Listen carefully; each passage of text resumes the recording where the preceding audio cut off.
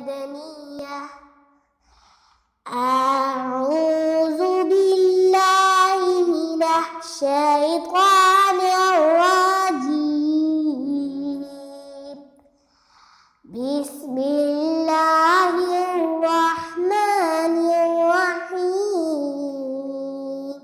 إذا زلزلت الأرض زلزالها وأخرجت الأرض أثقالها وقال الإنسان ما لها يومئذ تحدث أخبارها